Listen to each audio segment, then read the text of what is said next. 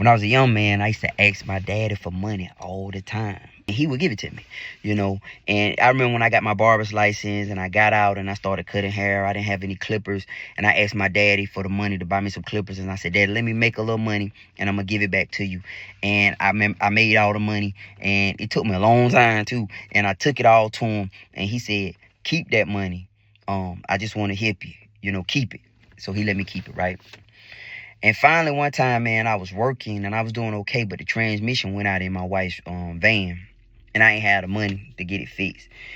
So I called my daddy early one morning. I'll never forget.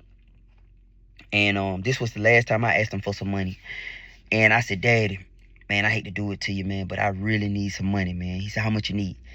And it was like $2,300. It was expensive. I had to take it to this place to get the transmission rebuilt.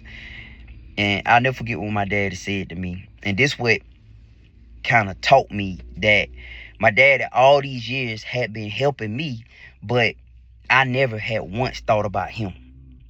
My daddy said, I'm going to give you the money, but I need the money back by blah, blah, because I got to pay my bills too.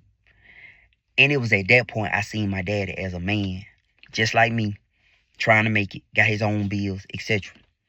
And that was the last time I asked my daddy for that money. My daddy gave me that money. I paid for the transmission. And we got paid. And we gave him the money back. But it was at that moment that I actually saw my daddy as a man who was just trying to make it like me. And the thing I want to say in the video is this. If you got a father or someone who steps up and help you in your time of need, think about him too. Don't just use him as your resource, somebody you can go to when times are hard.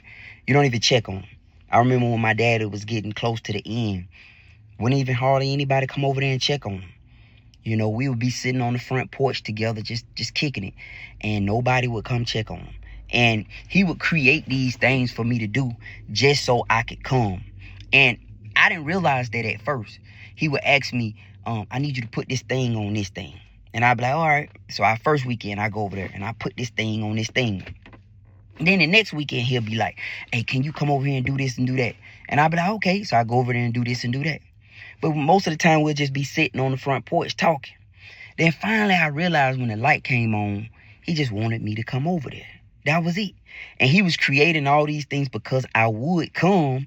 He was creating all these things for me to do just to show up. So I showed up for him the same way he showed up for me. Anytime I was in need, when I was in my worst shape, my daddy would show up for me. He would always be there for me in the clutch. And when he got in his time where he finally needed me, because he never needed me, but when he got to the point where he finally needed me, I made sure I was there. I did.